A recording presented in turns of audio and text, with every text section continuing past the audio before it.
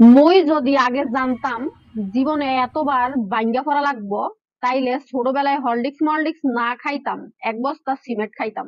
তাইলে আর বাইঙ্গা পড়ার চান্স থাকতো না, বুঝছেন?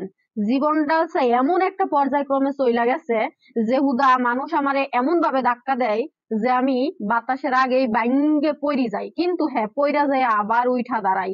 জীবনটা হচ্ছে এমনই যে আমনেগো মুই আমি কইয়াই বুঝাইতে পারবো না। যে জীবনে আমি যদি একটা সিঁড়ি ধরি যে উঠবার লাগিয়া, কিন্তু আমাগো বাঙালিরা আমারে উঠতেই দেয় না, আমারে টাইন না দইরা কিভাবে নামাইবে উদা হেই চিন্তাই করে।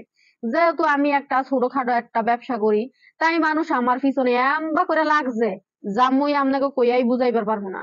মানে হুদা চাই যে আমারে টাইন না থ্যার থ্যার থ্যার থ্যার করে নামাই, কিছু আর কর নাই, বুঝছেন? ফ্ল্যাশব্যাক। হ্যালো এভরিওয়ান, আসসালামু আলাইকুম। আল্লাহর রহমতে আমিও ভালো আছি, আপনারা কে কেমন আছেন কইয়া লাইন। যাই হোক, এখন কি আর কইতাম, এমনি তো আজ কয়দিন ধরে খুবই অসুস্থ, যার জন্য থুতনা মুতনা একদম খুল্লা মুল্লা গেছে গা, বুঝছেন নি?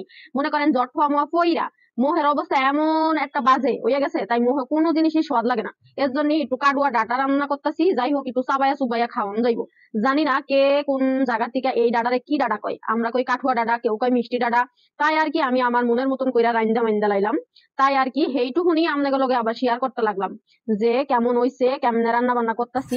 যাই হোক, অত সুন্দর করে আমি আবার গুছাই গাছাই নাহি আবার কথা কইবার পারি না, তাই আমার আছে পাঁচটিশালী কথা।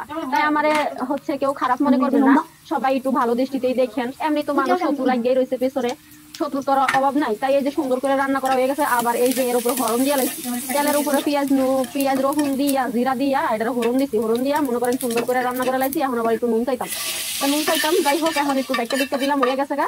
তাই আর কি সবাই একটা কেমন হয়েছে অবশ্যই লাইক কমেন্ট শেয়ার করেন। যাই হোক, সবাই ক্ষমা দৃষ্টিতেই